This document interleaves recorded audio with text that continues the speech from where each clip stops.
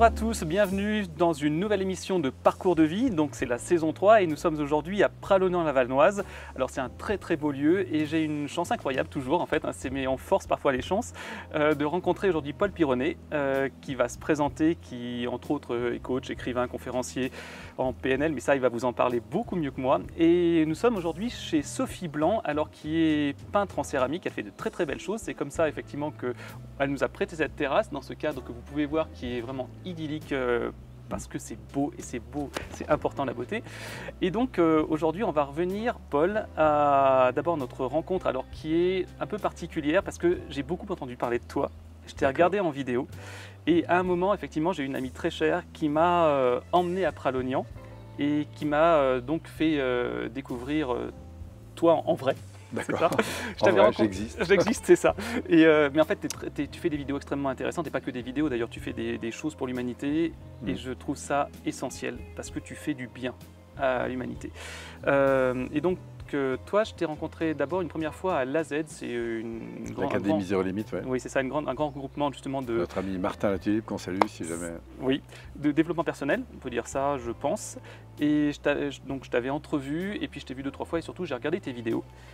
Et ça m'a beaucoup marqué, parce que je pense que il devrait y avoir plus de gens qui te suivent, parce que tu aides les gens. Et c'est extrêmement important. Alors toi, tu as un parcours de vie vraiment atypique, et en même temps, je pense que c'est ce qui te fait ce que tu es aujourd'hui. Et on va redémarrer, nous, à la petite enfance. D'accord. C'est comment ça se passe quand tu es petit, d'où tu viens et pourquoi cette passion pour le développement personnel? Parce qu'à mon avis, tout est lié sur l'évolution. Alors écoute, c'est une vraie question. Ça, en quoi l'influence de ma petite enfance a probablement donné de la couleur à ma vie. Effectivement, j'ai grandi en communauté. On va parler un petit peu avant l'interview. Cette communauté, elle s'appelle la communauté de l'Arche et elle est fondée par Lanza Del Vasto, qui est un homme qui a vécu pendant plusieurs années avec Gandhi. Gandhi qui a été, il faut bien le reconnaître, à l'initiative des grands mouvements non violents. Et en fait, Lanza Del Vasto revient en France et commence à communiquer en fait autour de cette démarche de non-violence. C'est en fait sous le conseil de Gandhi, puisqu'il y avait un peu des aberrations, il faut bien le reconnaître, en France avec la guerre d'Algérie et pas mal d'autres trucs. Et plutôt que le fondamental de la non-violence, c'est pas la fuite ou l'attaque, c'est l'accueil de la différence. Et en fait, le fait d'accompagner cette conscience de l'autre, c'est de l'éveiller dans la conscience pour l'amener à prendre conscience de son incohérence, parce que très souvent, il défend un terrain un peu court et que c'est toujours intéressant d'aller chercher l'intention de l'intention. C'est au fond comme ça que Gandhi a finalement réussi à mettre les Anglais dehors.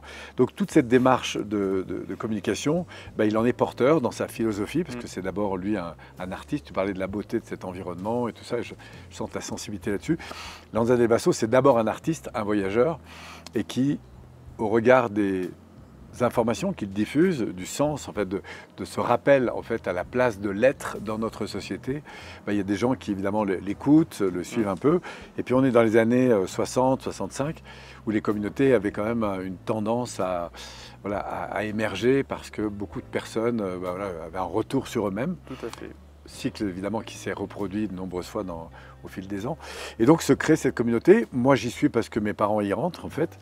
Et mon père, qui est à la fois un philosophe, puisqu'il est prof de philo d'ailleurs à l'origine, mais aspire à une vie qui a du sens, et avec l'accord de ma mère, entre dans cette communauté. Et il y a deux choses qui ont marqué, je pense, très fortement ma vie à l'époque, je m'en suis rendu compte par la suite. C'est à la fois parce que vivre en communauté, c'est plus compliqué que vivre en société. Parce qu'on est tous les jours avec des gens qu'on n'a pas choisis, en fait.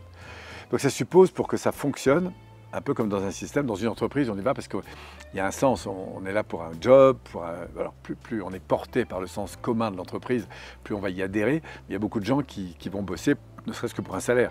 Dans une communauté, on ne reste pas là pour un salaire. D'abord, il n'y a pas de salaire, mais il faut vraiment un attachement à des valeurs fortes et à une vision partagée pour que ça tienne. Malgré ça, ça réunit des gens extrêmement différents. Donc, première chose qui m'a marqué probablement dans mon enfance, c'est l'ouverture à la différence. Et puis une deuxième chose qui a aussi, je pense, beaucoup impacté ma vie, mais qui s'est révélée plus tard, c'est probablement le fait d'avoir été entouré de personnes qui avaient fait des vrais choix de vie. C'est extrêmement important. Et je ne m'en suis pas rendu compte tout de suite, mais plus tard dans mon adolescence, on y viendra sans doute, mais où j'ai vécu une perte de sens, ou une quête de sens à ma façon. Quand plus tard j'ai redécouvert le développement personnel, moi qui étais très porté par cette quête de performance, qui essayait de tenter d'exister en fait, ou retrouver de la sécurité sous le regard des gens, à travers le succès, le dépassement et tout ça, j'ai finalement découvert que derrière tout développement plus fonctionnel, il y a d'abord un être, parce que nous sommes des êtres humains et pas des fers humains. Et du coup, j'ai dû m'accueillir dans ce que j'étais, avec mes peurs et tout ça, et surtout découvrir que la valeur de ce que je représente n'a rien à voir avec ce que j'ai fait, succès ou échec en fait. Et moi, je me définissais beaucoup par ce fonctionnel.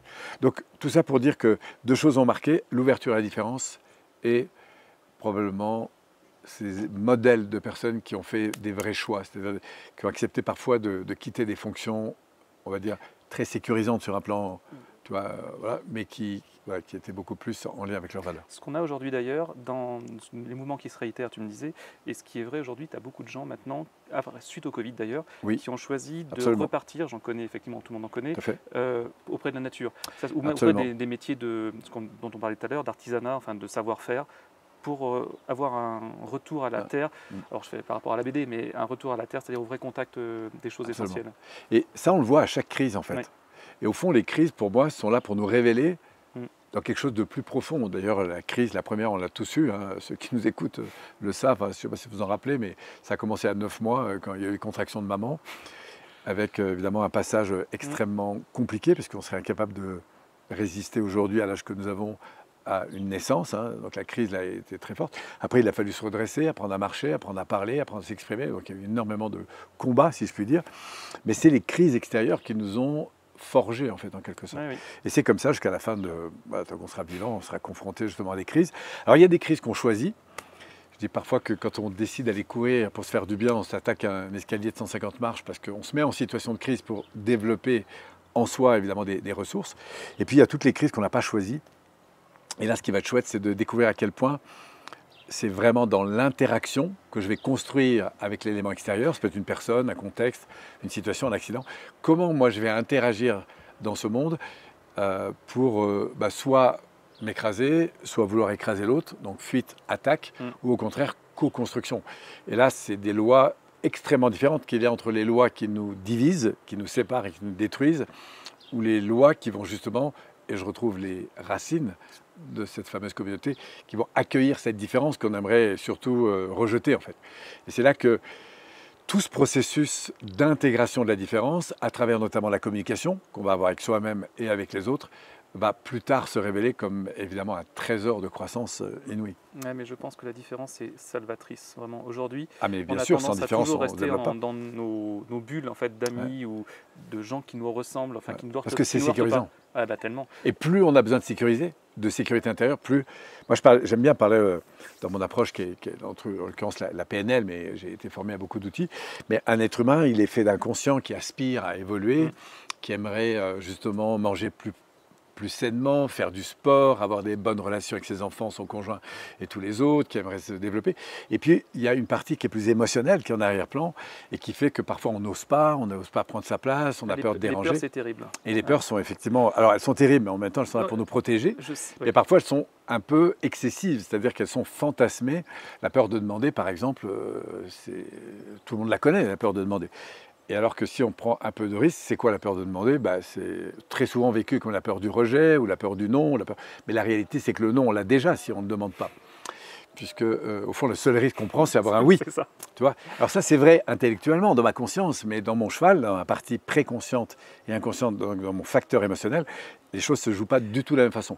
Et moi, c'est d'ailleurs ce qui me passionne dans la découverte de l'être humain, c'est ce monde incroyablement différent, qui est entre cette conscience qui m'aspire à grandir, et toute l'autre partie de moi qui est beaucoup plus émotionnelle et qui fonctionne de manière complètement différente. Ça rappelle Platon, avec le Phédon où tu as le cheval, les deux chevaux qui tirent, c'est terrible. Absolument. Et en fait, tu sais, on se raconte toujours les mêmes choses depuis très longtemps, des milliers d'années. Donc ce qui est juste intéressant, c'est de voir comment aujourd'hui, dans toutes ces approches de l'évolution personnelle, on retrouve ces lois, qui sont soit des lois de destruction, soit des lois de croissance. Et voilà, les deux ont leur place en fait. Et donc, ouais, on digresse, mais en même temps, c'était évident de toute façon.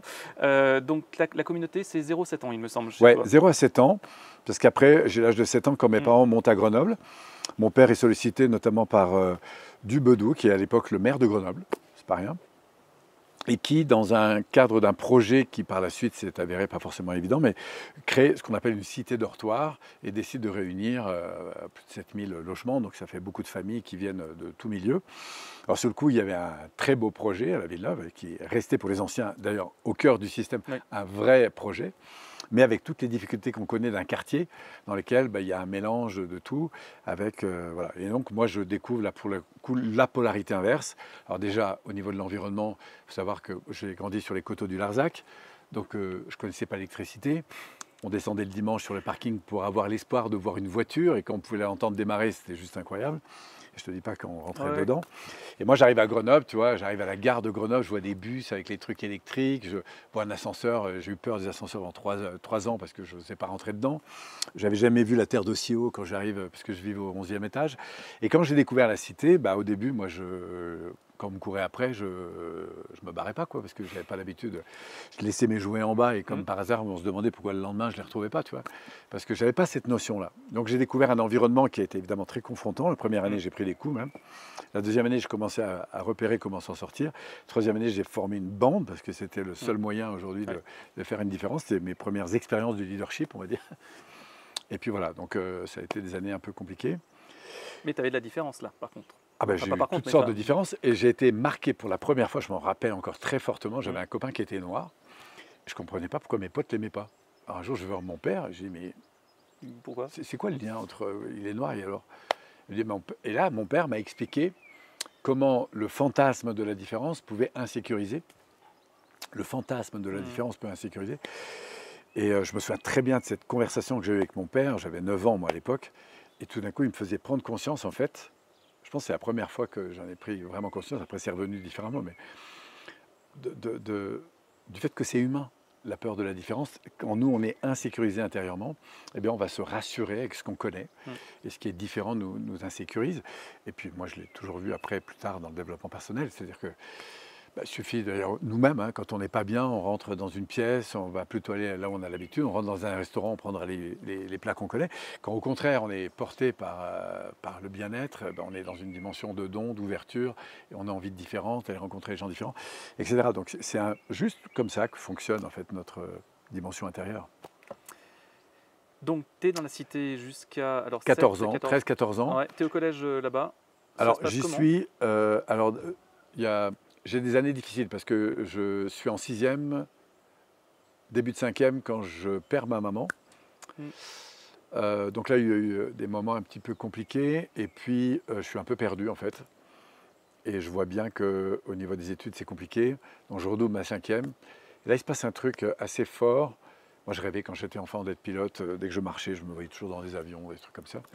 Et puis un jour, on me dit, Polo, tu vas aller voir la conseillère d'orientation.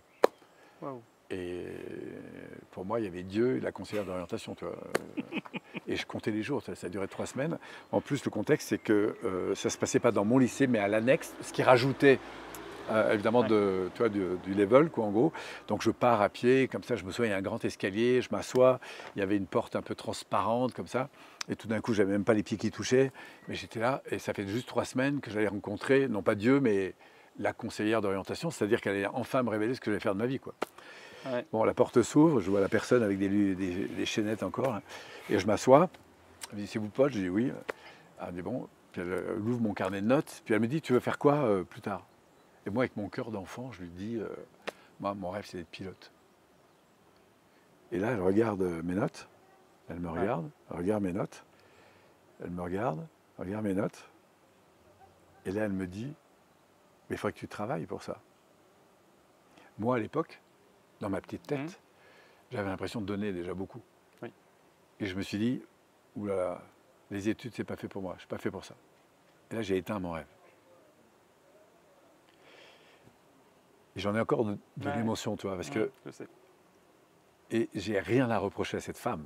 J'aurais pu, à ce moment-là, me dire aussi, ma cocotte, on en reparle dans 10 ans, tu vois. Mais j'imagine qu'à ce moment-là, avec le pouvoir que je lui donnais, si elle m'avait dit, waouh, mais c'est juste génial, avec toute la puissance. Tu sais, Polo, à chaque fois que tu vas faire un cours de maths, est-ce que tu réalises que c'est juste la marche pour t'accrocher à ton rêve? Avec l'énergie dans laquelle j'étais, un message comme ça aurait pu, à ce moment-là, évidemment, éveiller énormément de puissance personnelle. Alors c'est plus tard que je me suis rendu compte de ça, et encore une fois, zéro critique par rapport à cette femme. Tu vois, je pense que si elle est conseillère d'orientation, c'est parce qu'elle est portée par l'aider. Mais sauf qu'elle n'avait pas la conscience, probablement, de l'impact de la relation à ce moment-là et de la considération. Si elle l'avait eu, c'est sûr qu'elle aurait probablement eu un comportement différent. Alors, encore une fois, zéro critique là-dessus. Mais plus tard, dans ma psychologie, je me suis rendu compte quand même que les décisions dans une vie, les croyances qu'on va développer, la conception qu'on va avoir de soi, de l'avenir, c'est quelque chose qui peut se bâtir en quelques instants, se construire ou se détruire, en tout cas qui est remis en jeu, J-E-U, assez souvent. Et je trouve que la qualité des interactions qu'on peut avoir, que ce soit qu'un enfant, un conjoint, une personne, qui que ce soit, c'est vraiment dans la qualité de l'interaction que se révèlent pour moi les ressources, les potentiels possibles. Oui, et je sais combien, je pense aux enseignants puisque j'en fais partie, combien les phrases qu'on peut leur dire ou les attitudes qu'on peut avoir. Il ne faut pas grand-chose pour changer beaucoup. C'est tellement flippant. Au début, tu vois, je ne le considérais pas. Ouais. Et c'était loin pour moi parce que j'étais dans l'instantanéité. Et plus le temps passe, plus j'ai conscience de ce poids énorme, cette responsabilité qui m'incombe et qui me décombe, comme me diraient les inconnus. Je ne peux pas m'empêcher. Mais plus tu vois, plus j'ai conscience de ça, plus je fais attention aussi. Ouais. Et plus je sais, enfin, je pense à Guillaume et Arnaud là, qui sont donc les cadres-réalisateurs qui sont derrière, qui en sont conscients puisque vous me l'avez dit. Oui, je fais attention maintenant et je tâche de vous porter ces paroles-là de considération dont tu parlais très justement. C'est très puissant. Et tu sais, plus tard, j'ai eu une rencontre comme ça qui m'a beaucoup marqué. C'est un homme qui s'appelle Guy Gilbert, qui doit avoir 93 ou pas loin de 90 ans maintenant, qui est un homme qui m'a beaucoup porté parce que d'abord c'est un prêtre. Mais quand on le voit une fois, je ne sais pas si ça dit quelque chose, non. C'est un gars qui est un éducateur, qui est né dans la rue, qui a grandi dans la rue, et qui a voué sa vie à l'accompagnement de jeunes, mais qui sont en très très grande difficulté, pas de drogue, mais liés à des problèmes de violence extrême. Et dans les Gorges du Verdon, il a un centre, et donc il reçoit 16 mômes, en quelque sorte, entre 13 et 16 ans, ou peut-être un peu plus. Et il y a un éducateur pour 2 mômes. Donc il y a 8 éducateurs qui sont là en permanence. Et donc un jour, il vient à Grenoble, mon père l'a fait venir, et puis moi je suis sur les marches d'une église, parce que c'est là qu'il venait faire sa conférence. Et je me souviens, je suis en train de rouler ma clope, et puis il est là, on discute, et je lui dis, écoute, moi tes trucs de curé, ça ne m'intéresse pas trop, je crois que je vais piquer 1 ou 2 autoradios, ce que je savais faire, et j'aurais mieux gagné ma soirée. Ouais. Et là, il me regarde avec beaucoup d'amour, et ça a été une leçon de vie. Et il me dit, tu sais Paul, tu as vraiment le choix en fait de tes actes. Le premier, c'est que tu peux continuer à maltraiter ton environnement. Et je comprends que tu sois un peu en colère et que tu es un peu en rébellion, parce que c'était un peu le cas à l'époque. Mais tu peux aussi décider d'avoir des actions qui sont constructives pour ton environnement. Dans le premier cas, si tu détruis ton environnement, c'est l'environnement qui te détruira. Et tu ne gagneras pas. Si maintenant tu canalises cette énergie, cette colère dans quelque chose de constructif, je te garantis que l'environnement te portera à un niveau que tu ne peux pas imaginer. Mais tu as le choix. Tu seras aimé et tu es aimable, quel que soit ton choix. Là-dessus, il s'est levé, il est parti. Bon, finalement, je ne suis pas allé piquer mes autoradios. Je me suis assis à la fin. Je ne me souviens plus du tout ce qu'il a raconté pendant sa conférence. Mais s'il m'entend, je le remercie encore pour ses paroles, en fait. Parce que je ne sais pas ce qui s'est passé dans ma tête. Mais 4 mois après, s'est ouvert la branche du secourisme. Je suis allé faire un cours de BNS, brevet national de sauvetage. Et puis j'ai mordu, j'ai fait une spécialisation réa, puis je me suis spécialisé en secours routier, secours aquatique, sportif. Je suis devenu maître nageur alors que j'avais une phobie de l'eau, enfin bon bref. Après je me suis spécialisé en côte dangereuse et en fait j'ai engagé à ce moment-là, je pense qu'il y avait une aspiration à me sentir utile qui était très forte, à sauver bien sûr. Et puis comme je suis quelqu'un qui a besoin d'action, etc., j'ai trouvé dans le sport probablement aussi une soif de réussir, de performance. Et alors, à la fois, ça a été des années, donc là on est entre, on va dire, 14 et 21 ans, où j'ai donné énormément, mais je me suis fait mal pour m'en sortir, mais j'étais porté par un projet qui était fort. Bon, la différence, c'est que, comme j'avais une grande insécurité intérieure, je pense que dans mes années un peu difficiles, ce que mon système limbique a un peu compris, quoi, au niveau de mon expérience, c'est que pour être aimé, il fallait réussir. Oui. D'accord. Je comprends. Et donc j'ai fait beaucoup d'arts martiaux, beaucoup de combats, beaucoup de choses comme ça, parce que j'étais, je pense, dans une grande insécurité intérieure. Et je me souviens à l'école, je dessinais des forts. Comme ça. Je m'en souviens encore, je suis tombé sur des vieux papiers que j'ai. Et je vois bien comment intérieurement. Tu avais construit une muraille. Ouais, je construisais une muraille. Enfin bon, bref. Et je me suis fait mal en fait pour réussir. Et après, plus tard, j'ai compris comment la psychologie pouvait se débloquer en fait pour casser un peu cette muraille. Et du coup, réussir, mais pas réussir dans la souffrance, réussir dans le plaisir, être plus dans le désir de réussir que dans le devoir psychologique à l'égard de l'environnement de réussir. Ouais, mais ça m'a c'est énormément parce que libéré. tu t'es regardé intérieurement. Oui, il y a eu un parcours, Ouais, développement personnel qui est arrivé à partir de l'âge de 21 ans. Ouais, donc 14-21, donc c'est le moment où tu Je termine avec le sauvetage en mer. Ouais, je fais mon armée assez tard dans le service des sports. Ouais. Bon, comme j'avais des contacts dans les surveillance du territoire, donc j'ai eu droit à des faveurs et qui ont fait que j'ai pu rester sur Grenoble. Et puis voilà, sorti de ça, je me préparais pour être pompier professionnel. Ouais. J'avais passé le concours à Paris, je trouvais que c'était trop l'armée, donc j'ai recommencé à Marseille pour les marins-pompiers. Puis j'ai trouvé que, comme je n'avais pas fait de hautes études, je me suis dit, oula, avant que je sois officier, il y en a pour un moment, moi ce qui m'intéresse c'est commander. Donc, voilà, donc du coup j'ai fait autre chose. Et puis il y a eu le développement personnel qui est arrivé pendant l'armée. Comment tu es arrivé justement pendant l'armée? Alors ça c'est une histoire dingue. Ouais. J'avais un frère qui est décédé depuis, mais qui avait fait un séminaire un peu bizarre et dont il m'avait parlé. Et j'étais tombé sur un de ces magazines qu'il y avait chez lui et j'avais déchiré un cadre sur lequel il y avait marqué développement personnel. Et comme moi j'étais très porté par la performance collective, il faut savoir que je faisais beaucoup de sauvetage en mer, donc je manageais des équipes et je voulais aller plus loin. Donc j'ai vu développement personnel, gestion du stress, enfin des trucs un peu comme ça. Et je sais quoi ce truc en fait. Ouais. Et donc un jour je suis à l'armée, comme ça je sors le papier, je me souviens, et je me dis allez j'appelle. Je passe ma carte dans la cabine téléphonique, je tombe sur un type, je ne sais plus ce qu'il m'a raconté, mais quand j'ai raccroché, ça coûtait un bras, ça coûtait 2500 francs à l'époque, pour une semaine. Ouais. Et quand tu es à l'armée et que tu touches 400 francs, parce qu'on était en francs à l'époque, c'est beaucoup. Énorme, ouais. Mais bon, je pouvais le faire, je trouvais, parce que j'avais travaillé un peu avant. Et je ne sais pas pourquoi, mais j'ai une conviction profonde, il faut que je fasse ce truc.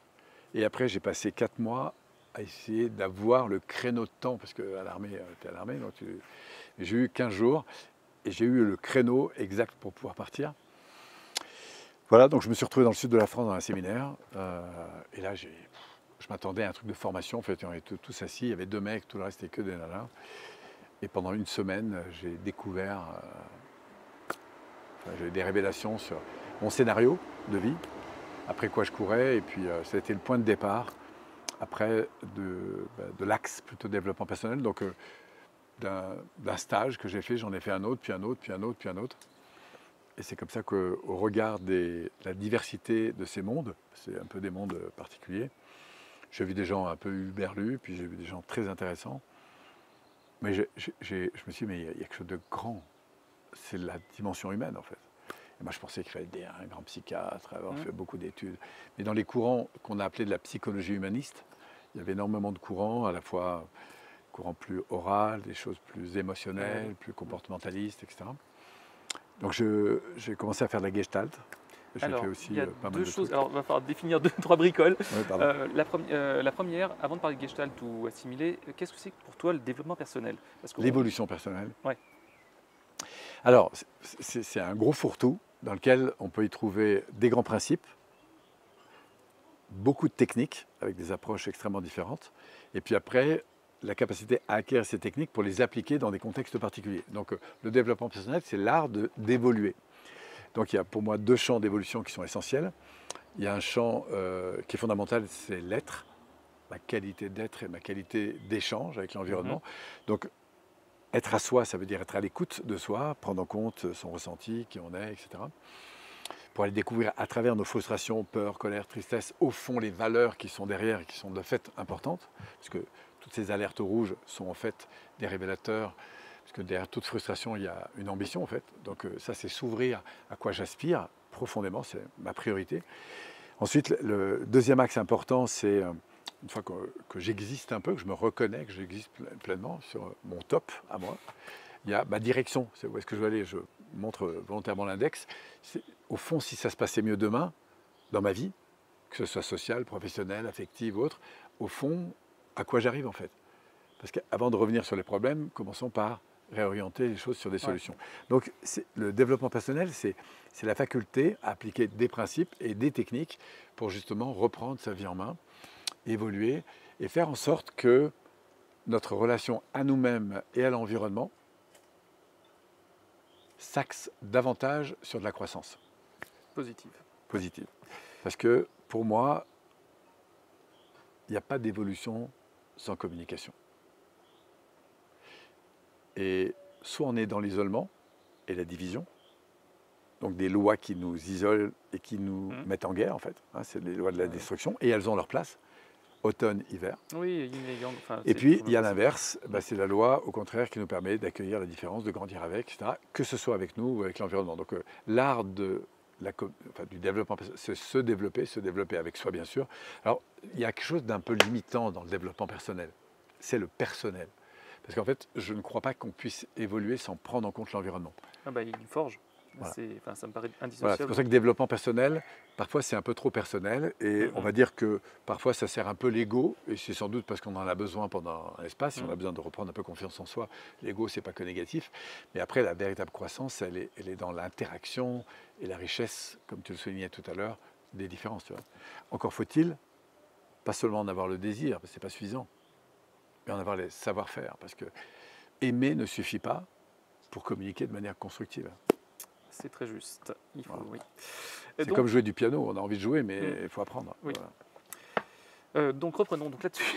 Donc on en arrive la Gestalt. À une des approches. Hein, j'ai fait de la sophro, j'ai fait de la Gestalt, j'ai fait aussi beaucoup de chamanisme, et puis tout ce qui est un peu énergétique, le soin énergétique, ça me parlait beaucoup, puisque même si j'étais peu connecté au corps, je suis un kinesthésique, comme on dit, je suis sensible au toucher.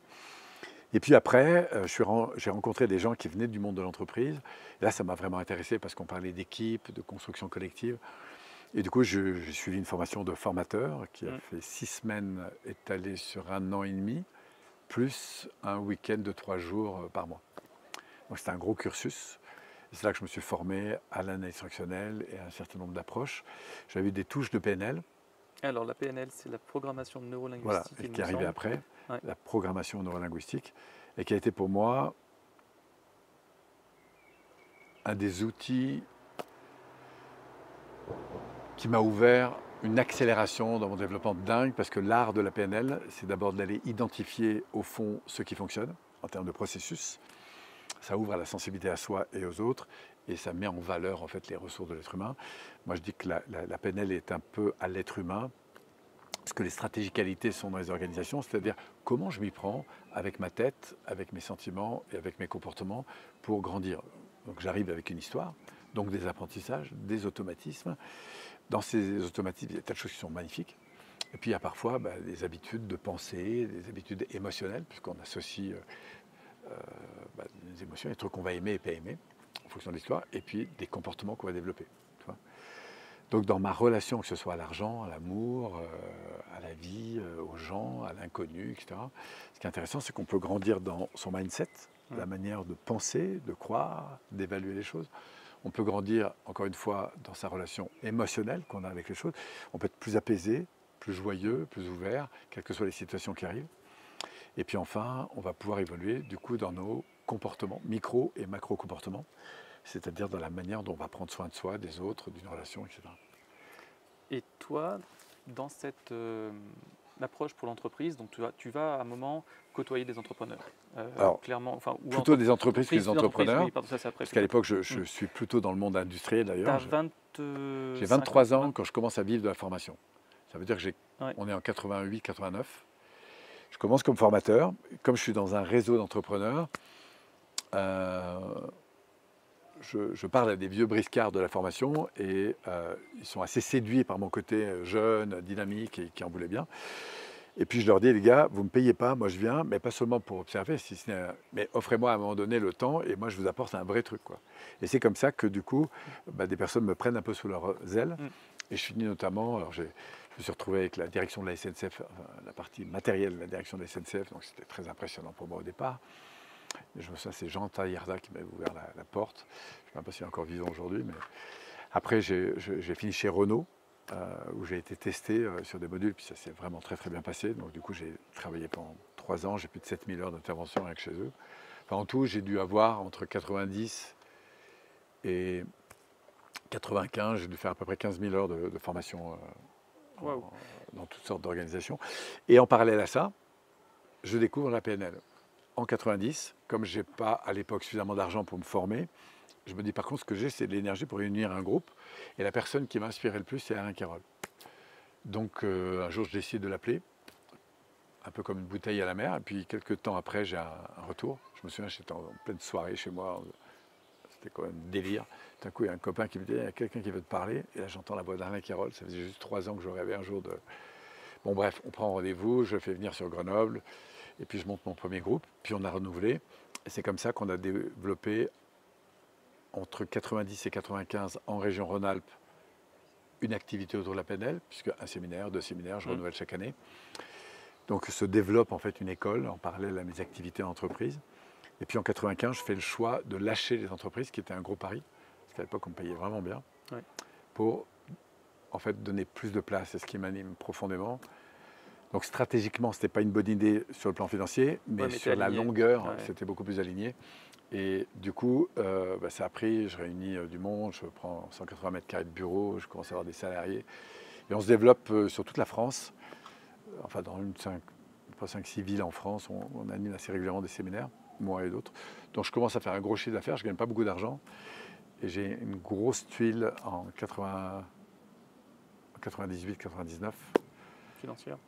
Ouais, parce qu'en fait, on ouvre aussi un département qui s'appelle l'école de coaching, ICI, Institut de Coaching International, en 96, que je co-développe avec Alain Carole, et que lui reprendra à partir de 2000, pardon, et qui existe toujours, qui est à Genève. On a fait les 4 premières années ensemble. Et puis moi, à ce moment-là, on décide, je lui dis, prends l'école de coaching, moi je continue sur autre chose, parce que je voulais revenir vers l'entreprise. Donc j'avais écrit mon premier bouquin sur cohésion. Ayant fait beaucoup de travail sur la qualité dans les organisations et en même temps cette dimension de la PNL très orientée sur le développement de la personne et le croisement des deux, faire de l'entreprise un lieu de croissance pour les personnes, c'était l'objet de mon premier livre. Et du coup, j'avais envie de revenir vers l'entreprise tout en gardant la PNL. Et donc, en plus à ce moment-là, je vais vivre sur Genève, je quitte Grenoble, je vais vivre sur Genève parce que je fais une rencontre amoureuse forte. Mes dernières années sur Grenoble sont très compliquées parce que j'avais fait énormément de conventions. Et en fait, nous, on avait mis en place des formations en ligne qui croisaient la formation en ligne au téléphone et les formations seules. C'était très innovant. Oui, c'était très innovant, on est les premiers à le faire. Et en tout cas, ça n'existait pas du tout en France. D'ailleurs, on a eu d'abord des remontées des gens qui disaient « Ah, c'est pas possible de faire de l'accompagnement, il faut être en face, machin. » C'est dingue quand même, c'est pas possible. Ouais. Et en fait, c'est une crise qui nous a amené ça, puisqu'on s'est retrouvé une après-midi bloqué dans des trains, alors qu'on faisait une intervention dans le sud de la France. Et avec un cœur, on s'est dit, il faut qu'on trouve un autre système. Et si on le faisait au téléphone? On s'est dit, c'est quoi cette histoire? Puis après, on s'est renseigné, on commençait à avoir des réunions téléphoniques. Et on a fait ça. Et du coup, nous, on a vendu des formations. Comme je faisais des cycles de 9 mois à l'époque, j'anticipais des formations. Donc, la fin de la 2e année, je me faisais payer sur la première année, pas encore sur la 2e. J'avais engagé la 3e. 3 années de chiffre d'affaires, plus d'autres histoires. Et en fait, j'avais des modalités de convention qui n'allaient pas. Et donc, du coup, je n'ai pas été payé. Donc, j'ai eu un très gros coût financier. J'ai eu une perte de 130 000 francs à l'époque. Du coup, tribunal de commerce, j'avais 7 salariés. Enfin, c'était l'écroulement. Ça a été les années les plus noires que j'ai connues. Et voilà, mais j'ai beaucoup appris à travers ça. J'imagine. Voilà, je suis reparti en fait avec Cohésion Internationale. À l'époque, donc sur Genève, il s'est passé des choses entre les deux, mais voilà. Et puis on a redéployé Cohésion. À partir de Genève, j'ai créé une succursale à Lyon avec un partenaire. Et puis, c'est-à-dire les années où on est arrivé là, d'ailleurs, ici à Pralot. C'était il y a 20 ans. C'est ça. Donc alors, on va se faire une digression, si tu permets, parce que ça là je l'attends depuis le début. C'est pourquoi Pralot? Alors, on est en 2003. Oui. T'as quel âge d'ailleurs? Parce que moi. J'ai 58 ans. Non, mais pas maintenant, avant. Alors, quand tu arrives à Pralo. Ben, on est en 2003, donc j'en ai 58, tu en retires 20, ça nous fait 38. C'est ça. T'as 38 ans. 38 Ok. ans, ouais. Alors en fait, ce qui se passe, c'est qu'un gars que j'avais formé en PNL, qui était devenu un ami, on a même travaillé plusieurs mois ensemble, donc on arrête de travailler ensemble parce qu'il est sur d'autres projets. Et un jour, j'ai un coup de fil de la mairie de Pralognan qui me dit, vous avez travaillé avec Patrick, machin, etc. On se demande si on ne va pas le prendre comme responsable. Sachant que vous avez travaillé avec vous, qu'est-ce que vous pouvez me donner comme retour sur... Bon, évidemment, je défends ses qualités. Bon, je ne sais pas ce qui s'est passé, mais ils l'ont engagé. Et une fois qu'il a été engagé, il a appris qu'effectivement, parce que moi, je n'en avais jamais parlé, voilà, et il me dit, écoute, il y a un sportif ici qui prépare les Jeux Olympiques pour la deuxième fois, qui s'appelle Sébastien Amier, qui habite ici. Je ne sais pas s'il est encore là, mais en tout cas, ses parents sont là. Et qui se prépare pour Salt Lake City, donc descente spéciale en ski. Et il serait assez ouvert à l'idée d'une préparation mentale avec toi, si tu es d'accord. Donc je monte au mois de janvier, on se rencontre, on fait 3 heures d'accompagnement. 15 jours après, j'en refais une deuxième dose et il part début février. Voilà, alors il a la bonne idée de revenir avec une médaille d'argent. Ce dont je suis sûr, c'est que ce n'est pas moi qui l'ai empêché de gagner, en tout cas. J'espère l'avoir aidé. Enfin, toujours est-il qu'il revient. Et du coup, il y a une grosse fête ici à Pralo. Et Patrick me dit, écoute, moi j'ai un gros projet. Il y a beaucoup de sportifs qui viennent régulièrement. À l'époque, la station les soutenait un peu dans leur hébergement en échange d'une communication sur le magazine. Oui. Puisque le rôle de Patrick, à ce moment-là, c'est de faire revivre la station de Pralognan. Et il organise des tas de trucs, et on fait des fêtes, des trucs de dingue, l'hiver. Et il y a énormément de sportifs, et pas que du milieu du ski ou de la montagne. On a fait venir les équipes de beach volley qui se préparaient pour les Jeux. On a eu toutes sortes de gens. Et il me dit, écoute, moi je t'offre toutes les infrastructures pour faire monter tes stages. Toi, tu offres l'accès gratuit aux sportifs de haut niveau, comme ça ils viennent découvrir un peu. Et puis mes stagiaires étaient ravis d'avoir des gens parfois connus qui étaient là. Et voilà, on a fait ça pendant 2-3 ans.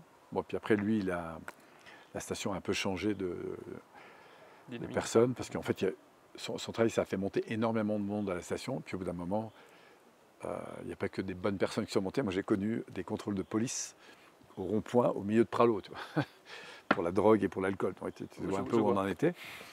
Donc du coup, ils ont un peu calmé le jeu et puis ils ont réorienté vraiment sur la dimension de la nature, de la famille. Et du coup, ça s'est un peu calmé sur Pralo. Ils ont fermé beaucoup de bars.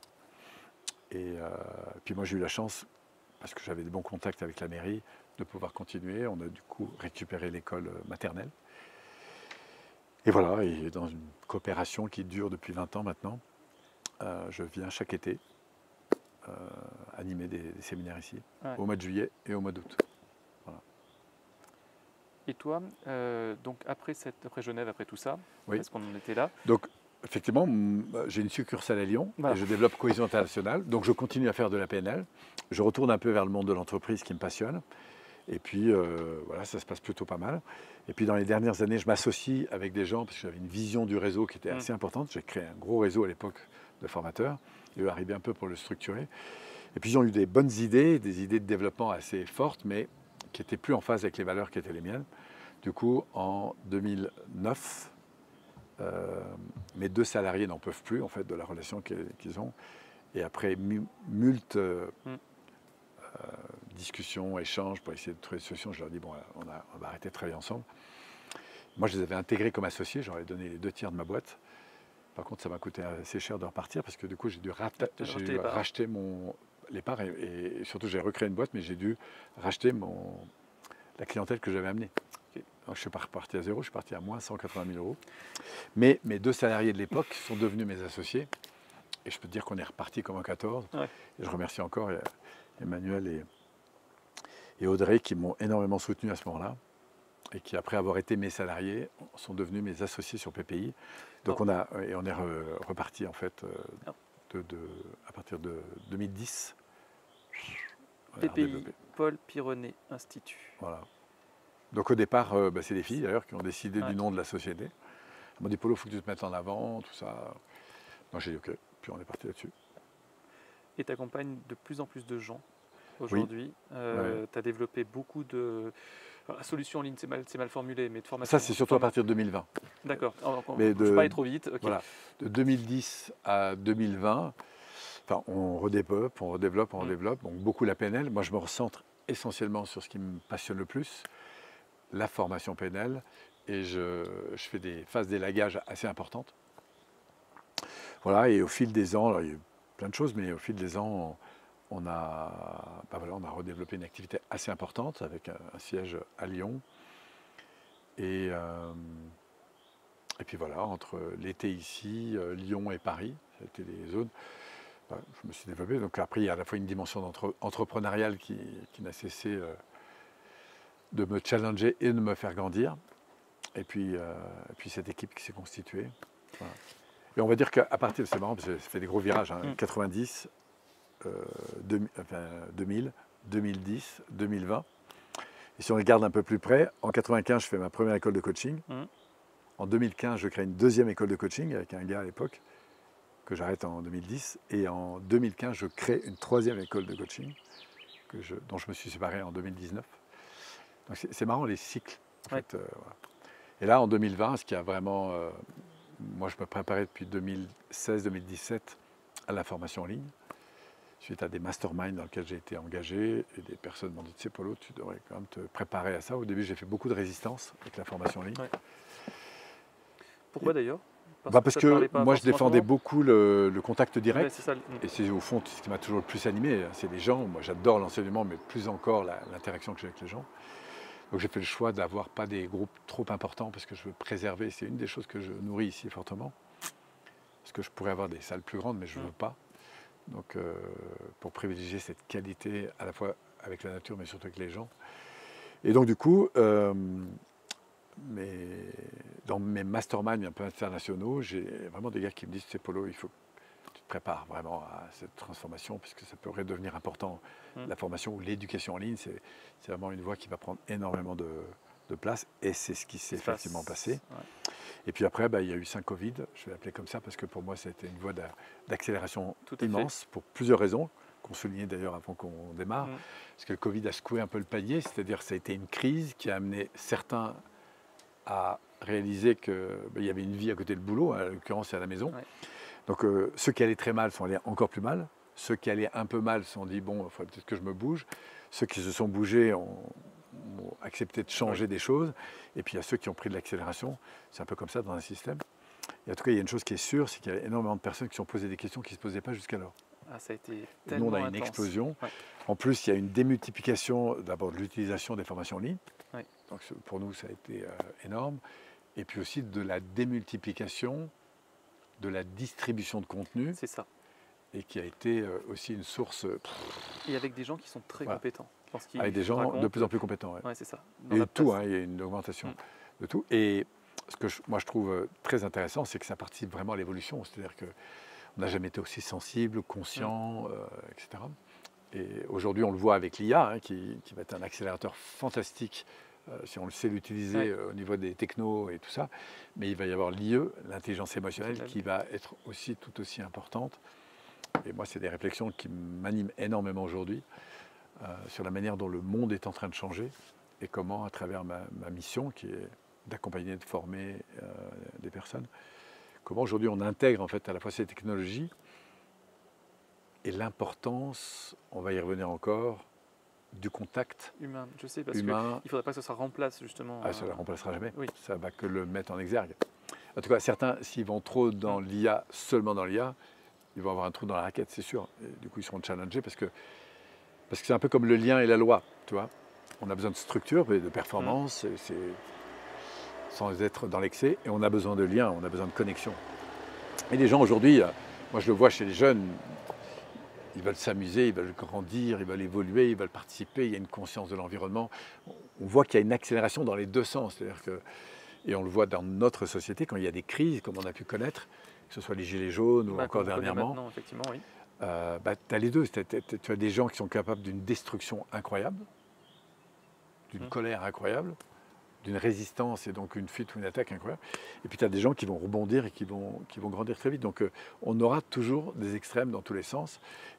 Et ce dont moi je sens qui m'anime le plus en fait, eh ben, c'est d'œuvrer dans le fait d'amener les gens dans cette conscience incroyable de la richesse qu'il y a dans un espace qui est à la fois infime et immense, et je reviens à la PNL, qui est l'espace qu'il y a entre la situation et la réaction que j'ai.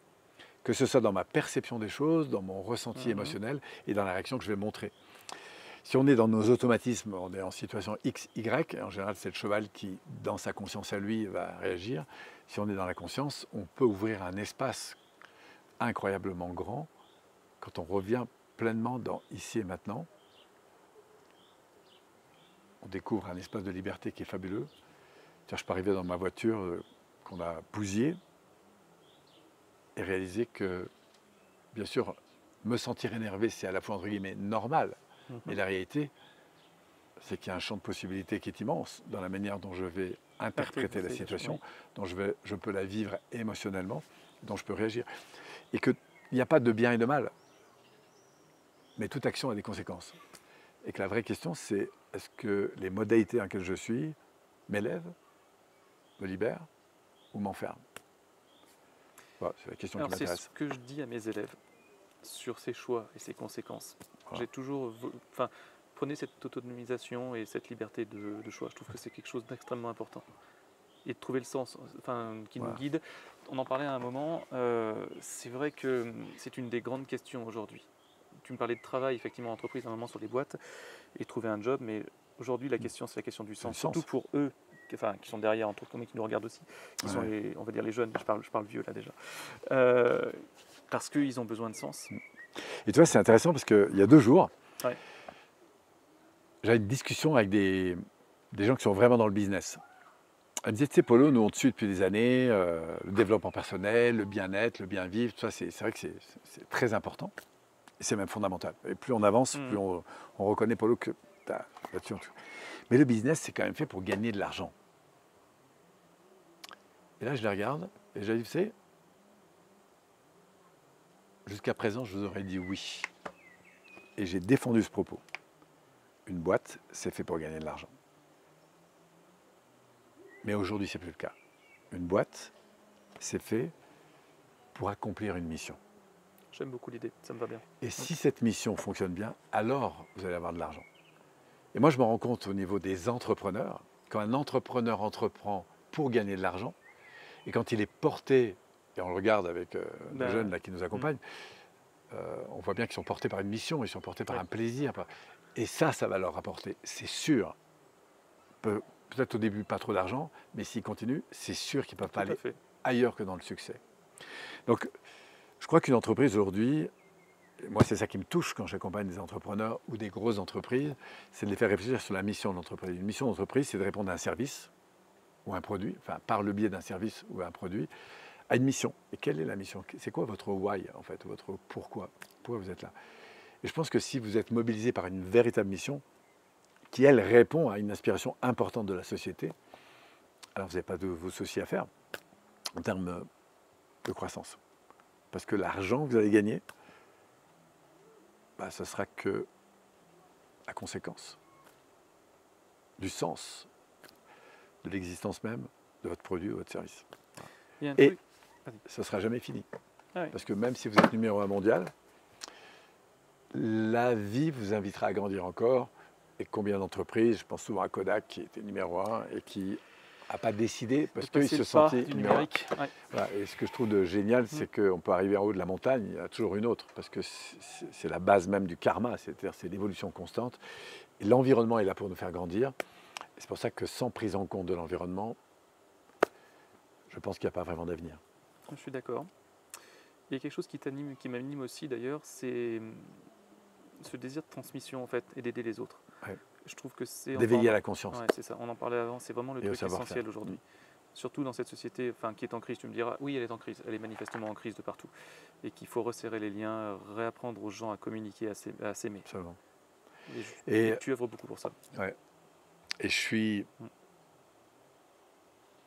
toujours très curieux de voir comment dans le monde ça se passe. Parce qu'en ce moment, on a des gros conflits géopolitiques. Et en fait, c'est juste l'image de ce que nous vivons tous les jours, en fait. Au microcosme, oui. Et l'avenir ne peut qu'être dans la rencontre autour de valeurs de vision partagée, qui satisferont ces valeurs, et de règles du jeu qui se construiront pour cette ambition-là. Et tant qu'on ne sait pas s'écouter sur nos valeurs, et pas sur nos frustrations, parce que dans tous les conflits, il y a un truc qui est commun, c'est qu'on est plutôt orienté sur les frustrations, culpabilisant l'autre, et revenant sur le passé pour justifier ça. Pour moi, mon père me disait que la plus grande des sources de la violence, c'est la violence qui est défendue par la loi, qui justifie en fait la violence. Donc je justifie ma violence en m'expliquant que je ne peux pas faire... Enfin, pour moi, la violence, c'est l'handicap de la communication. C'est-à-dire, comme je ne sais plus communiquer, il ne me reste que la violence. C'est une forme de communication. C'est ce qu'un formateur prof m'avait dit aussi. Laetitia, ils m'ont dit, à partir du moment où tu cries, c'est fini. Alors c'est fini. Enfin, non, c'est pas fini, mais je veux dire que tu as perdu... C'est parce que tu ne sais pas faire autrement. Et d'ailleurs, enfant, oui. Moi je me souviens, je m'en souviens, quand j'avais faim, je pleurais. Quand j'avais besoin des bras de maman, je pleurais. J'étais en dépendance et en incapacité à faire une demande. C'est que plus tard que j'ai appris à faire des demandes. Donc la crise, alors heureusement que ma mère avait un peu plus de compassion et qu'elle acceptait l'idée que je pleure et qu'elle comprenait à travers ça quelle était ma demande, enfin quand elle pouvait. Mais sinon, aujourd'hui, c'est tellement facile d'aller à la critique, ça ne demande aucune once de responsabilité. Et malheureusement, la critique, ça va participer à la victimisation. La victimisation, c'est le pire pour grandir. Donc moi, ma quête aujourd'hui, c'est de sensibiliser je veux dire, non pas au devoir, mais au désir de reprendre des responsabilités, quoi qu'il se passe, à la prise de conscience, non pas du rejet de la critique, ou de la critique, enfin, rejet, critique et culpabilité, c'est pour moi un peu ce qui va rendre acide la relation, mais l'accueil, la considération, voire la bénédiction de ce qui se passe. Alors c'est pas bénir la souffrance, mais c'est bénir l'accueil de celle-ci, ce qui ne veut pas dire que je l'accepte, mais je l'accueille pour co-construire avec. Et c'est là que se révèle pour moi, à travers l'apprentissage, la puissance de la construction, à la différence de la victimisation. Ouais, je suis voilà, donc ça c'est pour moi des fondamentaux qui sont tellement importants et qu'on peut vivre à des strates de conscience, de sensibilité infinies en fait. Voilà. Mais je crois que l'être humain n'est pas en conflit par plaisir, il l'est parce qu'il ne sait pas faire autrement. Et c'est pour ça que je répète et répète et répète et répète que l'amour nous sauvera, mais l'amour ne suffit pas. Il ne suffit pas d'aimer, il faut avoir aussi la technique. Parce que si tu prends Poutine avec le reste de la planète, je suis absolument certain que Poutine n'a pas la vocation de détruire. Non, il a une intention qui est de reconstruire la Grande Russie. Et malheureusement, je suppose, j'attends le grand leader. J'ai cru qu'à un moment donné, Macron allait réussir ça.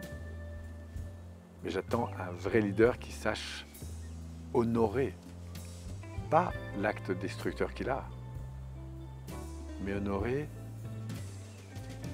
l'énergie qu'il est prêt à mettre pour défendre son système de valeurs. Ah, mais tu sais qu'en disant ça, ça peut justement être pris. Absolument. On est d'accord. C'est pour ça que c'est compliqué, y compris un chef d'État, parce qu'un chef d'État, il est porté par un grand nombre de personnes. Et c'est très très compliqué. Plus on a des responsabilités, plus c'est compliqué parce qu'on est concerné par le truc. Oui, je sais. On est moins libre, je trouve. On est beaucoup moins libre. Et si on n'a pas la force d'un Gandhi, parce que Gandhi c'était le cas, quand il va voir les généraux anglais prendre le thé à Londres pour les interroger sur le sens qu'il fait, il y a une vraie démarche de compassion et d'accueil. Ça ne veut pas dire qu'il est d'accord, mais il est en démarche de compassion et d'accueil. C'est en gros, les gars, quand vous venez nous envahir, c'est quoi votre intention? Et il a des réponses qui sont très cohérentes. Du genre, Monsieur Gandhi, je ne sais pas si vous vous rendez compte, mais votre pays s'est jamais autant enrichi depuis qu'on est là. L'éducation, l'entreprise, l'entrepreneuriat, etc. Et puis avec vos communautés un peu respectives, il n'y a jamais autant de paix. Et c'est vrai. Là-dessus, Gandhi dit, je vous honore pour ça. Et c'est quoi l'intention qui est derrière? Et on continue, on continue, on continue. C'est ça la force pour moi de l'écoute, de la prise en compte, de la reconnaissance. Pas du modèle que tu utilises, comme celui d'envahir l'Ukraine, mais de l'intention que tu défends. Et ce qui se passe dans le monde, ça nous percute tous sur cette question, où est-ce qu'on en est nous, en fait, dans cette dimension. Voilà, donc moi, c'est des modèles qui m'intéressent. Un des grands rêves, c'est faire de la gestion de conflits d'État. Ça serait extrêmement intéressant et nécessaire à un moment. Pour l'instant, je le fais dans des grosses organisations. Oui, mais c'est ça, c'est intervenir. Tu croîtras. C'est vilain ça. Mais tu vas grandir. Et puis à un moment donné, ce sera l'heure. Oui, c'est ça en fait. Parce que ce sera ma vocation. Mais voilà, en tout cas, c'est cette idée. Je reprends là pour le coup l'histoire de mon père. Et je comprends mieux sur un plan spirituel d'où je viens. Parce que je me sens animé profondément par ça. Et cette non-violence à l'égard de soi, de l'environnement, que je défends le plus. Et aujourd'hui, nos crises se répéteront de plus en plus pour nous entraîner, non pas à fuir ou à abattre, mais à co-construire. Et co-construire, ça veut dire intégrer des données qui vont nous permettre de gérer cette différence. Et c'est ce qui me passionne aujourd'hui. Je te remercie. C'était une chouette interview. Avec grand plaisir. Je sais pas quelle heure il est. Tard. Merci à tous et donc à la prochaine.